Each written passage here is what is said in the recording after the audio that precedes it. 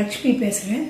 நான் இன்றைக்கி பலாக்கொட்டையும் பூசணிக்காயும் போட்டு ஒரு புளிப்பு கூட்டு பண்ணி காமிக்க போகிறேன். அதுக்கு என்னென்ன வேணுங்கிற சாமான்கள் காமிக்கிறேன், வாங்க பார்க்கலாம். பூசணிக்காய் புளிப்பு கூட்டுக்கு பூசணிக்காவை தோல் சரி இந்த மாதிரி பெருசாக துண்டமாக நறுக்கி வச்சுருக்கேன். பலாக்கொட்டை அலம்பி எடுத்து வச்சுருக்கேன். 3/4 கப்பு துவரம்பருப்பு, மஞ்சப்பொடி, கருவேப்பிலை, பெருங்காயம் எல்லாம் வேகிறதுக்கு எடுத்து வச்சுட்டுருக்கேன். வறுக்கிறதுக்கு சாமான்கள் எடுத்து வச்சுருக்கேன். தனியா எண்ணெய் விட்டுக்கணும். 4 ஸ்பூனு தனியா வச்சுருக்கேன்.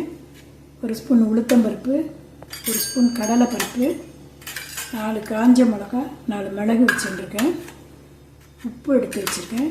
தேங்காய் 2 ஸ்பூன் வச்சுருக்கேன். புளி ஒரு எலுமிச்சம்பழ அளவு எடுத்து வச்சுருக்கேன். தாளிக்கிறதுக்கு கடுகு, மிளகா, பெருங்காயம் எடுத்து வச்சுருக்கேன். பலாக்கொட்டை இப்படி தோலோடு இருக்கும். இது இப்படி உரிச்சோம்னா வரும். சிலது உரிச்சா வராது. இந்த தோலை எடுத்துடணும். அதனால் இதை தட்டிட்டு எடுத்தோம்னா இந்த தோல் வந்துடும். இது பூசணிக்காய், துவரம்பருப்பு, மஞ்சப்பொடி போட்டு வேக வச்சு எடுத்துகிட்டு வரேன். முதல்ல பலாக்கொட்டையை தட்டிட்டு அதோடைய தோலெல்லாம் எடுத்துட்டு பூசணிக்காய், துவரம்பருப்பு, மஞ்சப்பொடி போட்டு குக்கரில் வேக வச்சுருக்கேன்.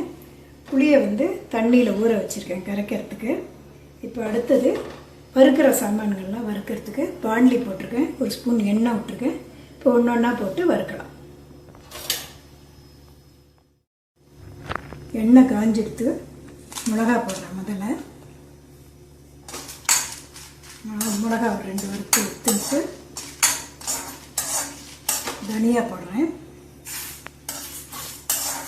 தனியா கொஞ்சம் வறுப்படட்டும். பருப்பெல்லாம் ஒன்று ஒன்றா போடலாம். அடுத்தது கடலைப்பருப்பு போடுறேன். கடலைப்பருப்பு 2 கொஞ்சம் வறுப்படட்டும்.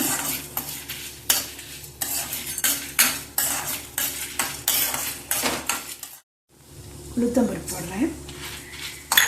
இதோடைய மிளகு 4 போடுறேன். கொஞ்சம் சேஃபாகட்டும். பெருங்காயம், அடுத்து பெருங்காயம் போடுறேன். தேங்காய் கொஞ்சம் போடுறேன். இதில் 2 ஸ்பூன் தேங்காய் எல்லாத்தையும் போட்டு வறுத்து விட்டு கேஸ் அணைச்சிட்டு இதை அரைச்சி காமிக்கிறேன். பூசணிக்காய் வெந்தெடுத்து இதில் உப்பு போடுறேன். புளி கரைச்சி வச்சுருக்கேன். இதையும் இதில் குத்திடுறேன். கொதிக்கட்டும். வறுத்ததெல்லாம் அரைச்சி வச்சுருக்கேன். இந்த மாதிரி ரொம்ப நைஸாக இல்லாமல் குறைன்னு. பலாக்கொட்டை வேக வச்சு தோல்லாம் எடுத்து வச்சுருக்கேன். பருப்பு வேக வச்சுருக்கேன். புளித்தண்ணி கொதிக்கட்டும். அதுக்கப்புறம் ஒன்றா போடலாம். பூசணிக்காயும் புளித்தண்ணியும் கொதிச்சுட்டு இதில் பலாக்கொட்டையை போட்டுறேன்.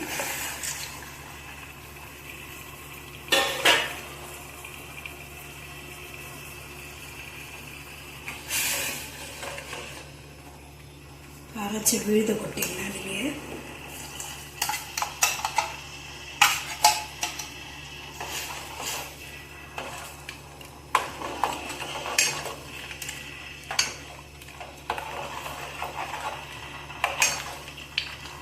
கொதி வரட்டும். அதுக்கப்புறம் பருப்பு கொட்டணும். அரைச்ச விழுது இதில் கொட்டினது நல்லா கொதிச்சு கெட்டிமாக எடுத்து இப்போ பருப்பை நல்லா மசிச்சு கொட்டிடலாம். வெந்த பருப்பு இது ஒரு கொதி வந்தவுடனே கடுகு, பெருங்காயம் தாளித்து கொட்டலாம். புளிப்பு கொட்டு கொதித்து ரெடி ஆகிடுத்து. கடுகு, மிளகா, பெருங்காயம் தாளித்து கொட்டியிருக்கு. நீங்களும் பண்ணி பார்த்துட்டு உங்களுக்கு பிடிச்சிருந்தா கமெண்ட்ஸ் பண்ணுங்கள். வேறு ஒரு வீடியோவில் உங்களை பார்க்கலாம்.